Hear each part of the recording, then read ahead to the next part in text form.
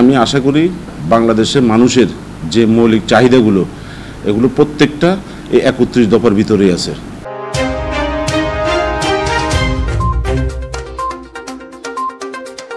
অপরূপ TV online. বিসমিল্লাহির রহমানির রহিম। আমার জন্ম হারামিয়া ৮ নম্বর ওয়ার্ড, চট্টগ্রাম উত্তর জেলা অন্তর্গত সন্দ্বীপ উপজেলায়। আমার বেড়ে ওঠা সন্দ্বীপ, আমার স্কুল জীবন সন্দ্বীপ। আমি এসএসসি পর্যন্ত সন্দ্বীপ পড়াশোনা করি, পূর্ব সন্দ্বীপ হাই স্কুল। তারপরে আমি চলে যাই হলো ঢাকা শহর। ঢাকা শহরে আমি তেজা কলেজের ছাত্র। আসলে আমার স্কুল জীবন থেকে আমার ছাত্র রাজনীতি শুরু। ঠিক এখন পর্যন্ত আমি বাংলাদেশ জাতীয়তাবাদী দলের আদর্শের সাথে এখন পর্যন্ত নিজে ওতপ্রোতভাবে জড়িত। আচ্ছা, যে আগামীতে আপনাদের যে নির্বাচন অনুষ্ঠিত হতে যাচ্ছে, জাতীয় সংসদ নির্বাচন উপলক্ষে আপনাদের কি মানুষ কেন ভোট দিবে, ভোটার আপনাদের কেন ভোট দিবে, এটা কি তুলে ধরবে? এটা আমাদের যে জাতীয় নির্বাচন, ত্রয়োদশ যে নির্বাচন অনুষ্ঠিত হতে যাচ্ছে আগামী ফেব্রুয়ারি মাসে, আমাদেরকে কেন ভোট দিবে? আমাদের ভারপ্রাপ্ত চেয়ারম্যান জনাব তারেক রহমান, উনি রাষ্ট্র কাঠামো মেরামতের যে ৩১ দফা আমাদের বাংলাদেশের ১৮ কোটি মানুষের জন্য যে ৩১ দফা যেটা প্রণয়ন করেছেন, আমি আশা করি এই ৩১ দফা যে মানুষটা পড়বে, এবং আমি আশা করি বাংলাদেশের মানুষের যে মৌলিক চাহিদাগুলো এগুলো প্রত্যেকটা এই ৩১ দফার ভিতরেই আছে। এবং মানুষ যদি এটা সুন্দর করে যদি মানুষ পড়ে যদি বুঝতে পারে, ইনশাল্লাহ বাংলাদেশের ১৮ কোটি মানুষ ধানের শীষের গণজোয়ার সৃষ্টি করবে। আমার ৪.৫ লক্ষ আমার প্রাণের সন্দ্বীপবাসী, ৪.৫ লক্ষ জনগণ বসবাস। এই জনগণের যে মৌলিক চাহিদাগুলো, যেমন আমাদের সমস্যাগুলো হলো আপনার যাতায়াত সমস্যা, তারপর হলো চিকিৎসা খাত, তারপরে আপনার হলো শিক্ষা খাত। এই তিনটা আমাদের সন্দ্বীপের জন্য মূল এই তিনটা সমস্যা কিন্তু মূল। আমি আশা করব যদি দল যদি আমাকে নির্বাচিত করে আর আমাদের দল যদি আগামীতে যদি সরকার গঠন করে, ইনশাল্লাহ আমি মানুষের এই মৌলিক চাহিদাগুলো শতভাগ পূরণ করে দিব ইনশাল্লাহ। আমার অঙ্গীকার, আমার প্রতিজ্ঞা এবং আমার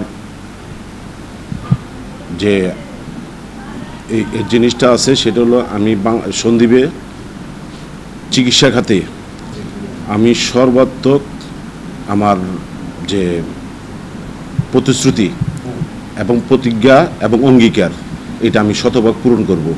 এবং সন্দ্বীপে আইসিইউ স্থাপন এখন আমাদের সন্দ্বীপের মানুষের জন্য এটা কি বলে, আপনার মানুষের এটা কাঙ্ক্ষিত একটা সমস্যা, সেটা হলো আপনার আইসিইউ।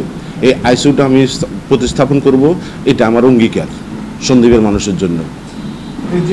এটা দুর্নীতির মহারাজ্য করেছে, তার কারণে এখানে যা কিছু করতে গেছে আপনার 20%, কিন্তু আমরাও 20% যেতে চাই না।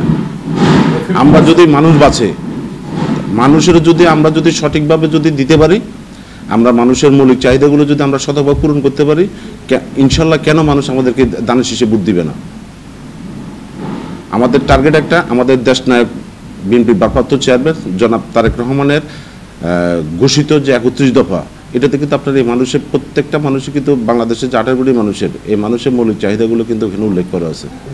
চিকিৎসা আছে, বাসস্থান আছে, তারপর যে শিক্ষা খাত আছে, অন্ন আছে, বস্ত্র আছে। আচ্ছা, মাঠে আপনি যে গণসংযোগ করছেন না, যদি কেমন সারা পাচ্ছেন আপনার ভোটারদের কাছ থেকে?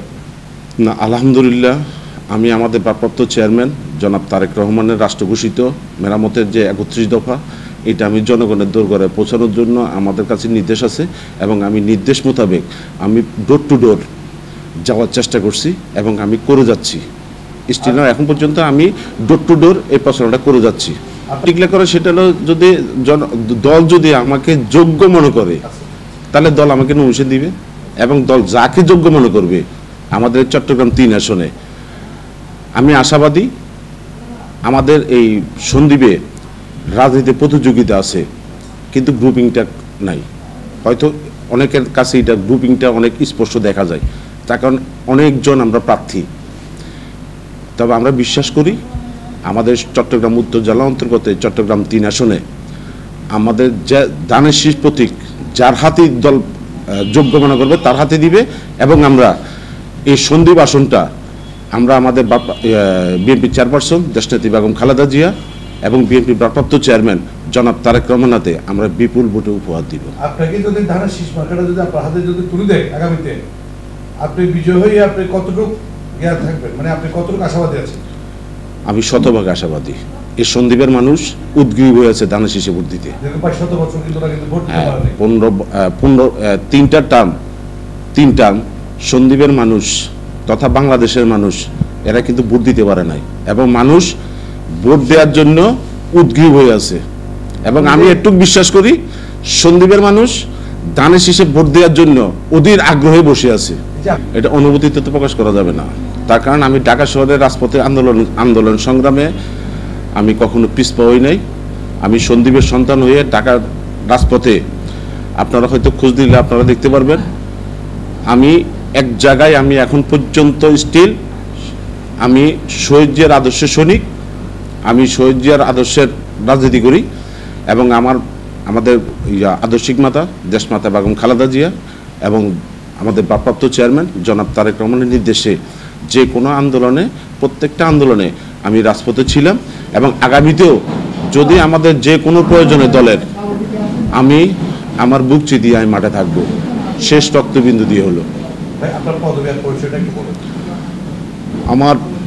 আমি সাবেক আদাবত থানার ছাত্র দলের প্রতিষ্ঠাতা আহ্বায়ক ছিলাম, আদাবত থানার ছাত্র দলের প্রতিষ্ঠাতা প্রেসিডেন্ট ছিলাম, এবং বাংলাদেশ জাতীয়তাবাদী ছাত্রদল কেন্দ্রীয় সংসদের সাধারণ সম্পাদক ছিলাম।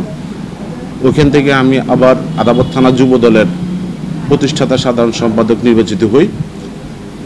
2020 সাল থেকে স্টিল এখন পর্যন্ত আমি পদবিহীন রাজনীতি করি, এবং রাজনীতির মাঠে আমি দলের প্রয়োজনে সক্রিয় ভূমিকা পালন করে যাচ্ছি, এবং আমি আমৃত্যু করে যাব। যদি